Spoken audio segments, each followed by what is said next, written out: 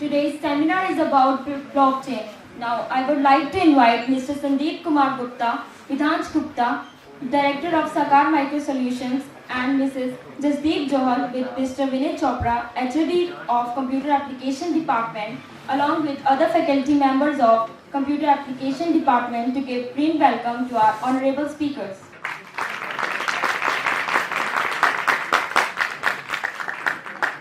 So, hello everyone, I am Vidhansh, and today, first of all, I will discuss about the technologies. So, technologies के अंदर number 1 के ऊपर आता है blockchain. Blockchain का नाम काफी लोगों ने सुना होगा. किस किसने सुना है? Please raise your hand. तो आप में से कोई एक्सप्लेन करना चाहेगा ब्लॉकचेन क्या होता है एक लेमन लैंग्वेज के अंदर? Anyone? It's a chain of blocks. Okay, what kind of blocks? कि हम उसके अंदर क्या स्टोर कर सकते हैं? It is a chain of blocks, yes it is true, but उसके अंदर हम स्टोर क्या कर सकते हैं? Any idea? ब्लॉकचेन एक ऐसी टेक्नोलॉजी है जो आने वाले टाइम के अंदर बहुत ज़्यादा बूम पर जाएगी. एंड ब्लॉकचेन का बहुत यूज है हमारी सोसाइटी के अंदर, जो मैं फर्दर डिस्कस करूंगा, not in India but all over the world. So that's why it is the number 1 technology. मैं उसके रीजंस फर्दर डिस्कस करूंगा. Then number 2 पे it is artificial intelligence, AI.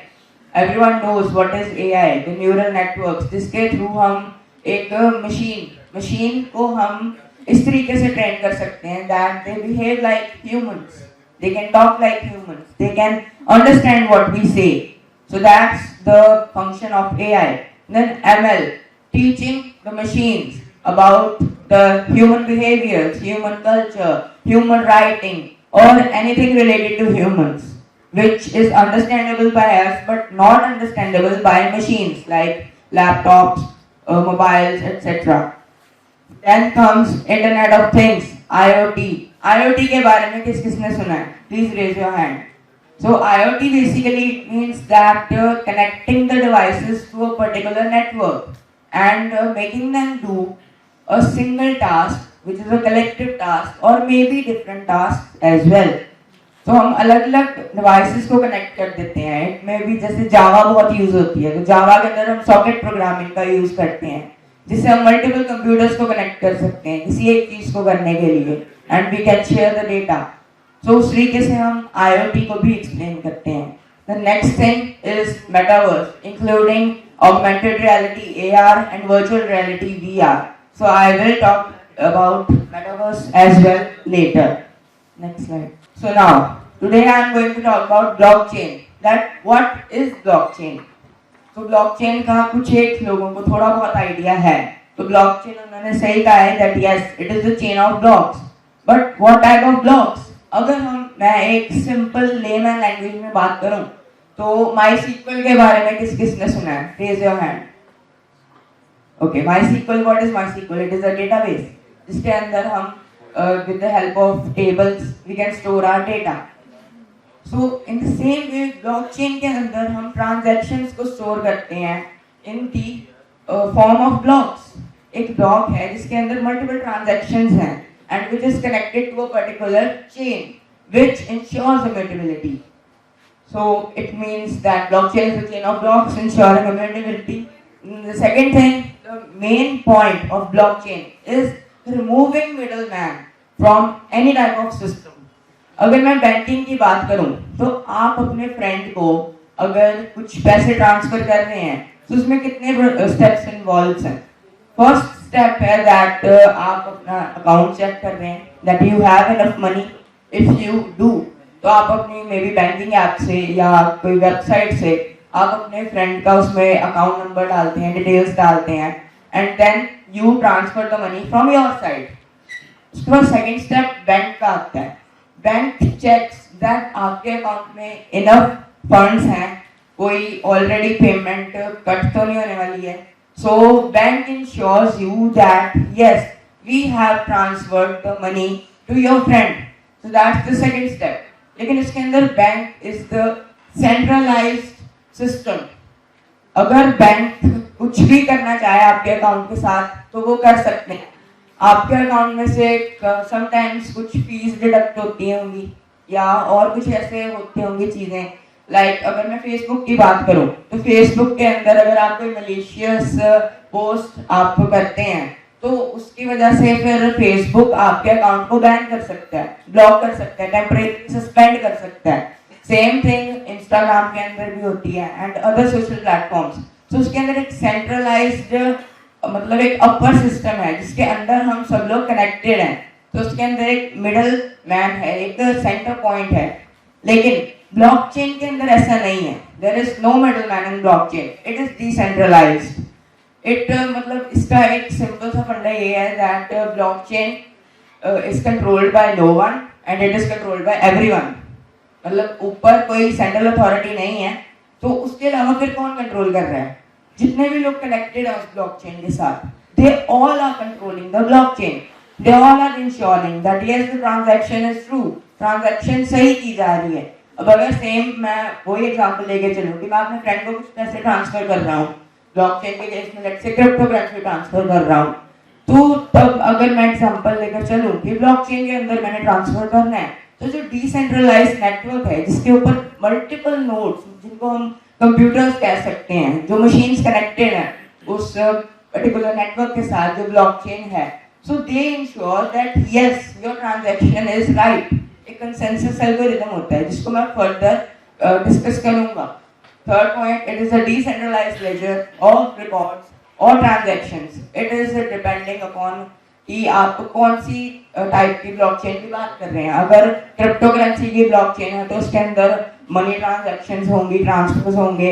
अगर आप किसी और पर्टिकुलर चीज की बात कर रहे हैं तो उसमें उसके रिस्पेक्टिव हम उसको कोई नेम दे सकते हैं।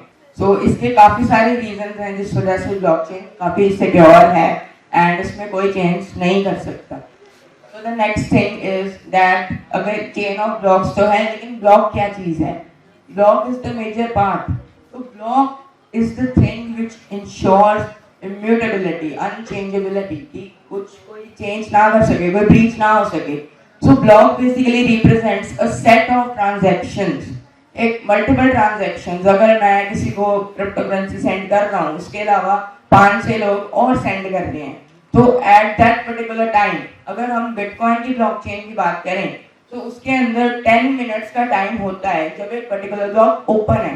तो उस टाइम के अंदर जितनी भी ट्रांजैक्शंस हो सकती हैं या जितनी भी लिमिट है एक पर्टिकुलर ब्लॉक की, तो उतनी ट्रांजैक्शन सारी एक ब्लॉक के अंदर स्टोर हो जाती हैं।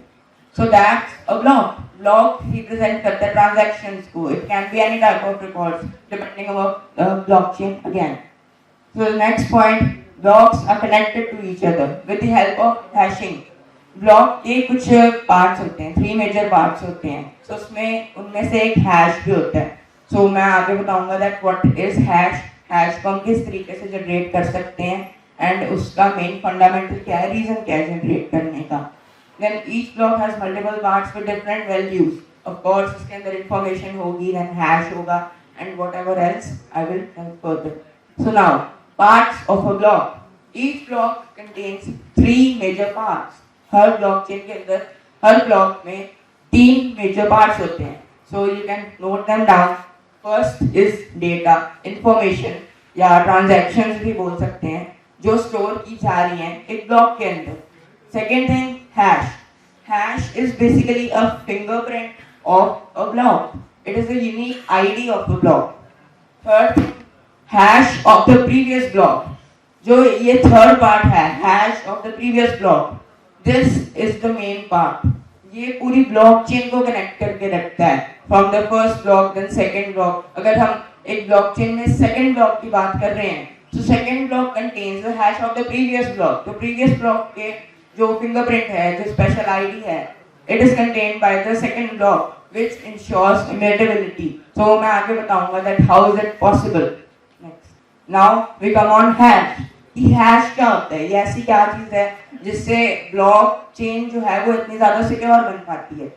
तो hash is basically a fingerprint of each block, a unique ID.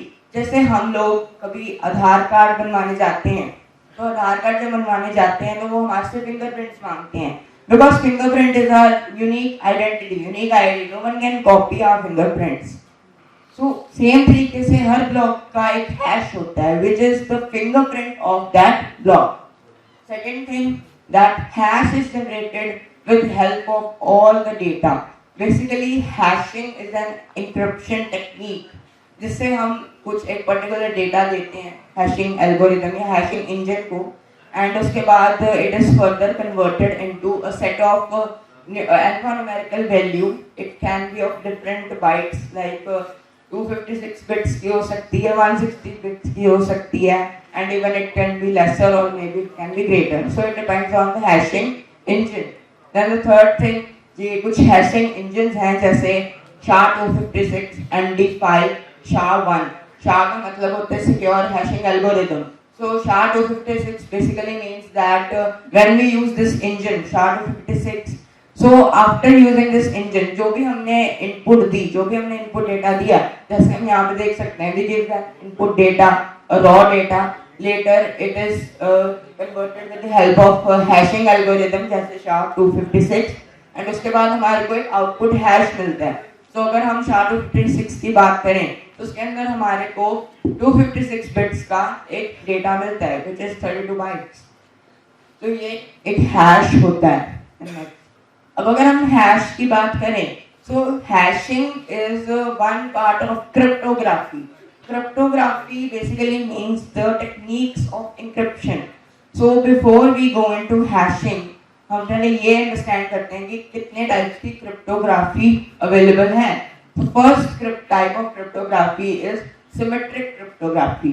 तो सिमेट्रिक क्रिप्टोग्राफी जो होती है उसके अंदर बेसिकली क्या होता है दैट अगर मैं एक मैसेज की बात कर रहा हूँ, लेट्स से हम ब्लॉकचेन के थ्रू किसी को कोई मैसेज सेंड कर रहे हैं, let's say hello message send कर रहे हैं, या एग्जांपल लेते हैं यहाँ पर बॉब ने एलिस को एक मैसेज सेंड करना है दैट हेलो एलिस. उसके बाद उसने क्या किया, जो डेटा है उसको एनक्रिप्ट किया. एनक्रिप्ट किसके थ्रू किया, एक पर्टिकुलर सीक्रेट की के थ्रू. वो जो की है उसका बेसिकली एक पेयर होगा जो कि एलिस के पास भी होगा और बॉब के पास भी होगा, यानी जो दोनों पार्टीज एक दूसरे के साथ कम्युनिकेट कर रही हैं उन दोनों के पास वो सीक्रेट की अवेलेबल होगी. सो जब एनक्रिप्ट हुआ उसके बाद कोई ऐसे पर्टिकुलर एक वैल्यू आ गई सिमेट्रिक क्रिप्टोग्राफी के अंदर, एंड देन जब एलिस ने उस मैसेज को देखा उसके बाद उसने उसको डीक्रिप्ट किया.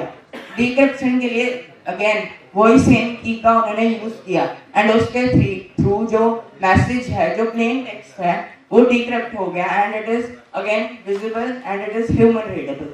And second is asymmetric cryptography. Asymmetric का मतलब होता है that asymmetric में हमने अभी पढ़ा that we have only one secret key.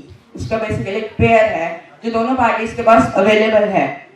asymmetric के अंदर हमारे पास होती दो कीज हैं, लेकिन वो दो की सिर्फ एक ही पर्सन के पास होती हैं.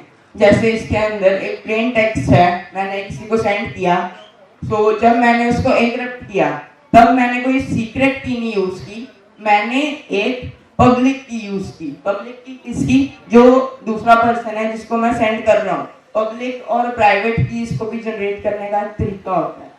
तो जब हम पब्लिक की से एनक्रिप्ट करते हैं डेटा को, उसके बाद it is converted into the cipher text and then it is send to the other side. So other side जो है, जो वो डिक्रिप्शन कर रहे होते हैं, so they can decrypt with the help of their secret key, जिसको हम प्राइवेट की भी बोलते हैं, जो सिर्फ हमारे पास होती है और किसी को विजिबल नहीं होती. पब्लिक की जो नेटवर्क है उसके ऊपर जितने भी नोड्स हैं वो सबको विजिबल होती है, लेकिन प्राइवेट की सिर्फ हमारे पास होती है. बाय चांस हमारी प्राइवेट की लीक हो जाती है तो उससे हमारा काफी डेटा लीक हो सकता है and we can be in loss. Next is now hashing. अब हैशिंग जनरेट कैसे करते हैं, अभी तक हमने पढ़ा था हैशिंग एल्गोरिदम्स के थ्रू हम जनरेट करते हैं. तो जो एक हैशिंग होती है, जो पिछली दो हमने पढ़ी सिमेट्रिक एंड एसिमेट्रिक, वो दोनों टू वे हैं. उसके अंदर हमने पढ़ा था पहले हम एक डेटा को एनक्रिप्ट करते हैं, उसके बाद हम डिक्रिप्ट करते हैं with the help of the respective keys. Hashing के अंदर it is a one way encryption. Once you have encrypted any data, उसके बाद वो डिक्रिप्ट नहीं किया जा सकता, and it is not possible that हम किसी तरीके से उसको डिक्रिप्ट कर लें.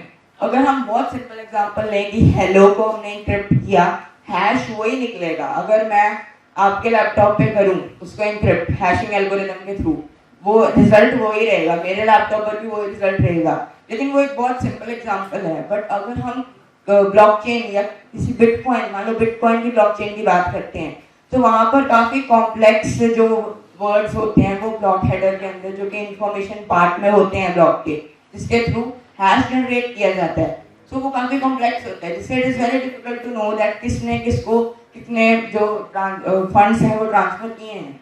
सो it is one way encryption. And अगर आपने कोई बैकअप नहीं रखा हुआ अपने डेटा का जिसको आपने इंक्रिप्ट किया है, so you might be losing it, because आपने एक बार इसको इंक्रिप्ट कर दिया उसके बाद आप डिक्रिप्ट नहीं कर सकते हैं। अब यहाँ पर जैसे एक एग्जांपल है दैट हमने इनपुट दी mouse, it is visible to everyone, yes. तो जैसे माउस हमने एक इनपुट दी, उसके बाद हमने कोई क्रिप्टोग्राफिक हैश फंक्शन चलाया, जैसे यहाँ पर भी SHA-256 का यूज हो रहा है। तो माउस का एक मैसेज डाइजेस्ट, जिसको हम हैश भी बोलते हैं, तो it is also known as message digest. So वो आउटपुट मिली हमारे को। अब आउटपुट हमारे को 256 बिट्स की ही मिल रही है। हमने चाहे सिंगल वर्ड डाला, चाहे हमने पूरा सेंटेंस डाला, that the blue mouse jumps over the green cat. So हमने पूरा सेंटेंस डाला, लेकिन फिर भी हमारे को एक फिक्स लेंथ का हैश ही अवेलेबल हो रहा है, हमारे को कुछ कम ज़्यादा नहीं हो रहा है, which makes it more tough कि हम किसी तरीके से उसको डिक्रिप्ट अपने कुछ फॉर्मूलाज के थ्रू डिक्रिप्ट कर सकें। अब इसके अंदर देखिए, यहाँ पर ओवर के स्पेलिंग ठीक लिखे हैं, यहाँ पर ओवर के स्पेलिंग गलत लिखे गए हैं, OUER। उसका जो हैश है it is totally different, it is not matching at all. अब यहाँ पे उन्होंने OEER लिख दिया, उसका hash is again totally different. उन्होंने OER लिखा, it is again different. So it is one more point that makes it very difficult कि अगर हम इन अल्फा न्यूमेरिकल वैल्यूज को किसी तरीके से डिक्रिप्ट कर सकें। It doesn't matter कि हमने कितनी बड़ी इनपुट दी है, output will be of the fixed length only. The next thing, अब हमने अभी तक हमने पढ़ा that जो एक ब्लॉक है उसके 3 पार्ट्स होते हैं। Now we are clear with all the 3 parts. Information है, उसके बाद hash है, and then the hash of the previous block. So now the next thing, कि हमने अब एक ब्लॉक बनाया, उसके बाद जब हम उसको ऐड कर रहे हैं, तो वो ऐड कौन कर रहा है? अब वहाँ पे हमने ये सुना दैट सेंट्रलाइज्ड अथॉरिटी तो कोई है नहीं, it is decentralised, it is connected to the nodes. So जो नोड्स हैं, जिनको हम माइनर्स भी बोल देते हैं, अगर हम proof of work consensus mechanism use कर रहे हैं, तो यहाँ पे हमने देखा consensus protocol. It means that if 51% of the total people connected to the network agree that हाँ ये ट्रांजैक्शन सही है, अगर A ने B को 10 BTC बिटकॉइंस ट्रांसफर किए, that yes it is correct, इसमें कोई भी गलत चीज नहीं हो रही है। अगर 51% of the nodes agree with this statement, then that block will be added to the blockchain, otherwise the block will be dismissed and हमारे को जो ट्रांजैक्शन है वो दोबारा करनी पड़ेगी। So 51% is the minimum amount of people that must agree. Now this is another point which makes it more difficult to make any kind of security breach in blockchain. क्योंकि अब मैं suppose let's say I am a hacker, I can do any malicious activity. So जब मैं किसी blockchain को attack कर रहा हूँ, blockchain जब मैं कोई छोटी मोटी blockchain को attack करूँगा नहीं, let's say मैं bitcoin की blockchain को attack कर रहा हूँ, तो वहाँ पे first of all तो thousands of blocks हैं। अगर मैं किसी भी एक ब्लॉक को ऑल्टर करता हूँ, हमने पढ़ा कि जो हैश है it is made with the help of the data, तो जो हैश है वो भी चेंज हो जाएगा। अब उसकी वजह से जो नेक्स्ट जितने भी ब्लॉक्स हैं उस ब्लॉकचेन के अंदर, वो सारे जो है वो भी मतलब एक तरह से उनको कह सकते हैं डिस्ट्रॉय हो जाएंगे।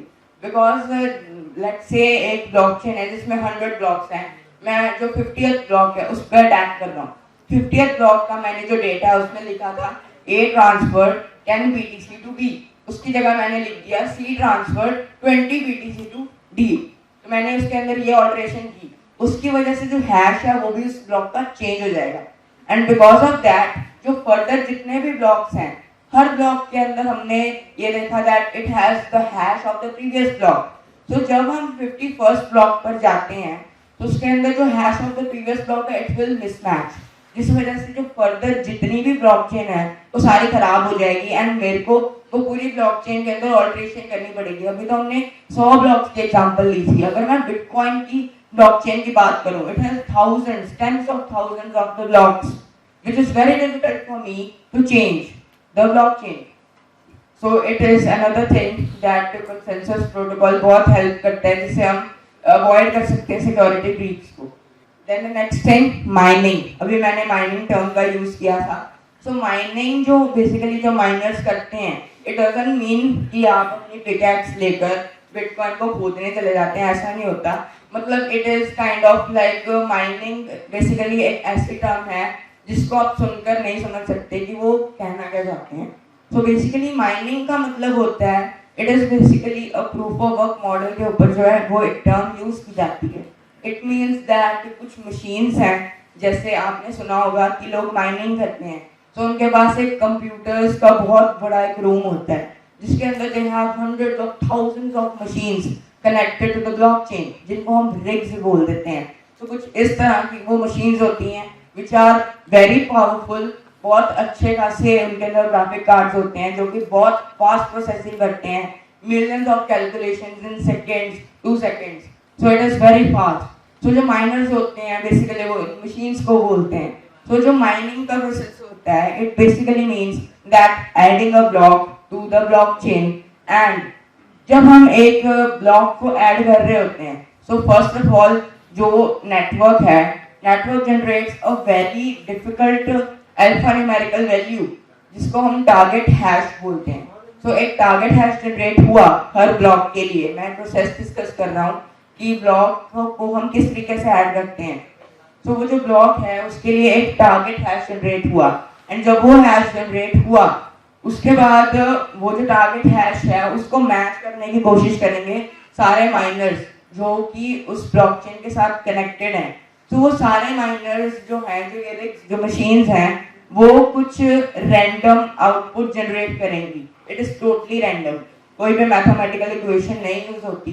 And it is known as nonce, a number used once. So जो नॉन्स है वो मिलियंस ऑफ टाइम्स हमारी मशीन थ्रो करती है to the network. And then अगर किसी का भी नॉन्स मैच कर जाता है टारगेट हैश के साथ, then that block is added to the blockchain. And इसके अंदर एक और चीज है दैट 10 मिनट्स का टाइम होता है बिटकॉइन की ब्लॉकचेन के अंदर कि अगर 10 मिनट्स के अंदर किसी ने वो नॉन्स जनरेट कर दिया, तो उस नॉन्स को जनरेट करने की हेल्प से हम उस ब्लॉक को इजीली ऐड कर सकते हैं ब्लॉकचेन के अंदर. नेक्स्ट, तो अभी जो मैंने डिस्कस किया बेसिकली प्रूफ ऑफ वर्क है. Proof of work is a consensus mechanism जो कि बिटकॉइन यूज करता है, and a lot of cryptocurrencies use proof of work mechanism.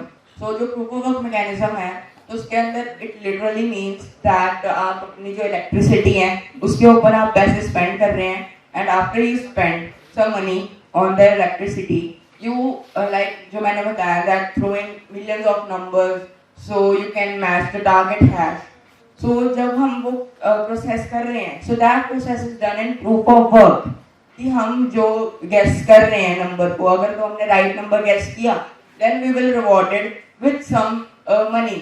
Like अगर बीटीसी की बात करें तो अगर मैं एक माइनर हूँ एंड मैं कोई एक सही वैल्यू प्रोड्यूस कर देता हूँ, then I will get 6.25 BTC.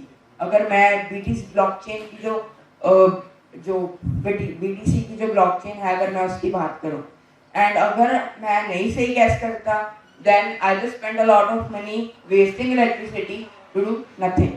So this was the proof of work, and it has a very massive impact on the environment because of course अब बहुत सारे माइनर्स होते हैं जो एक ब्लॉकचेन के साथ कनेक्टेड होते हैं, तो हर माइनर कोशिश कर रहा है that yes I may win.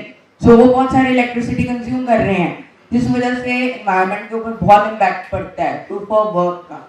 And the second thing is proof of stake. Proof of stake एक बहुत अच्छा तरीका है कि हम प्रूफ ऑफ वर्क जो जितना भी इम्पैक्ट डालता है एनवायरनमेंट के ऊपर हम उसको किसी तरीके से कवर अप कर सकें. सो प्रूफ ऑफ स्टेक को समझना बहुत आसान है because it just simply means that अगर मैं एक माइनर बन रहा हूँ, माइनर की जगह टर्म यूज की जाती है वैलिडेटर. तो यहाँ पर वैलिडेटर अगर मैं बनना चाहता हूँ तो first of all I need to register, and जब मैं रजिस्टर कर रहा हूँ I stake some of my money, may be $1000s और इवन $10,000s. तो जब मैं स्टेक करता हूँ मनी को, उसके बाद फिर जितना भी नेटवर्क होता है उसके अंदर से कुछ एक रैंडम पीपल जो है वो चूज किए जाते हैं जो कि वैलिडेटर्स होते हैं जिन्होंने रजिस्टर किया है. So it also gives chance to everyone to win some money.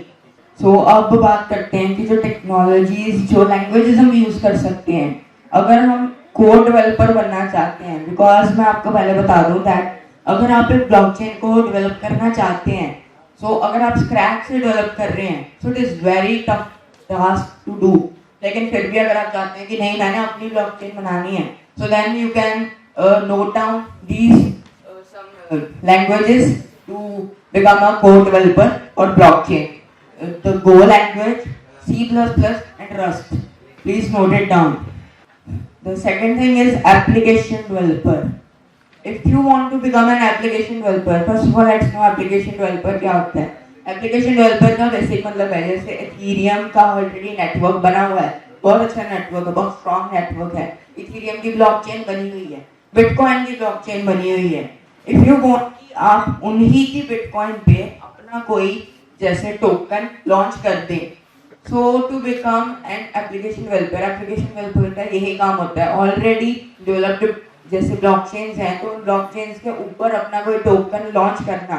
So for that you can learn these languages solidity, Haskell, JavaScript, Python सबसे कम यहाँ पर मैं उसको प्रायोरिटी दूंगा बिकॉज जावास्क्रिप्ट मेन प्रायोरिटी है लेकिन फिर भी पाइथन आती है then you can still manage to become an application developer. So you can note these down as well. So now the packages की जो आपको ऑल ओवर द वर्ल्ड मिल सकते हैं अगर आप बहुत अच्छे से एक ब्लॉकचेन डेवलपर बन जाते हैं. कैन बी कोड डेवलपर और मे बी एप्लीकेशन डेवलपर, दोनों की वैल्यू सेम है बिकॉज एक कोड डेवलपर की भी जरूरत पड़ सकती है एंड अगर क्विकली कोई जैसे टोकन लॉन्च करना है तो उस केस में एप्लीकेशन डेवलपर्स की जरूरत पड़ सकती है. सो इंडिया की बात करें 80,000 USD which is 65 lakhs plus आज के रेट के हिसाब से USD के and which is a huge amount per annum. Then Europe के अंदर 74,000 USD which is 55 lakhs plus. USA के अंदर 136,000 USD which is 1 CR plus.